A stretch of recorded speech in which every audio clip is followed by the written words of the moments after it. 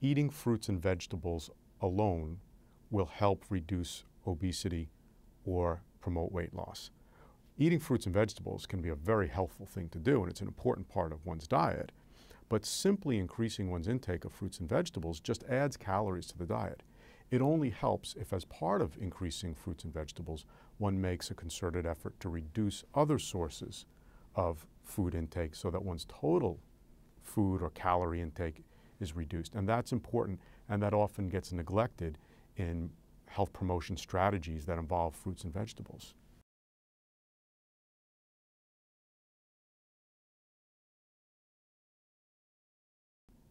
This is one which many people fervently wish for. It is one that I would wish were true. It just happens that the data don't support it.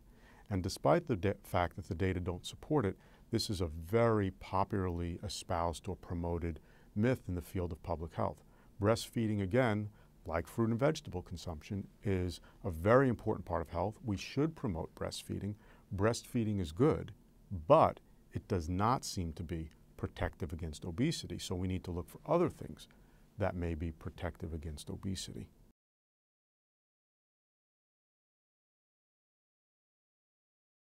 People who lose more weight more quickly 5 years later at long-term follow-up tend to weigh less than people who lost less weight more slowly. So it's a good hypothesis. The data just don't support it. And so it's probably not that important to encourage people to lose weight, especially slowly.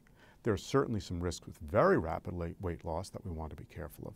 But in general, we don't want to discourage people from trying to lose weight relatively rapidly, particularly when they're under medical supervision.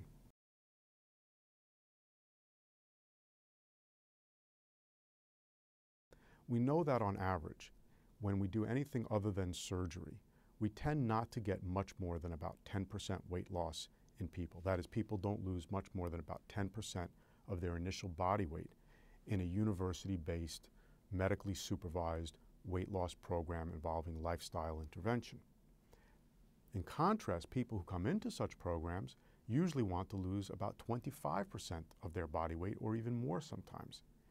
And so there's been a push to say we have to have these people understand that they're not likely to lose 25% of their body weight. They're likely to lose 10% of their body weight. And yet it turns out that those who come in with the most ambitious goals lose the most weight and don't seem to suffer any negative consequences of having very ambitious goals, even though those goals are not always realized. And so we certainly don't want to mislead people. We should not tell people that on average they will lose 25% of their body weight in our lifestyle programs, because it's simply not true at this point in time. However, if somebody says it is my goal to lose that, I don't think we need to do anything other than be encouraging.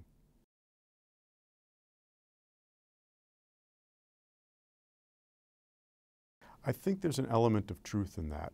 I think it's particularly the case that many people in the public health and community advocacy realm who are promoting things to help people have better lifestyles and to help people lose weight are reluctant to send the message of you've just got to reduce energy intake and/or increase energy expenditure through largely physical activity and exercise. Because that's an old message. It's not that exciting anymore.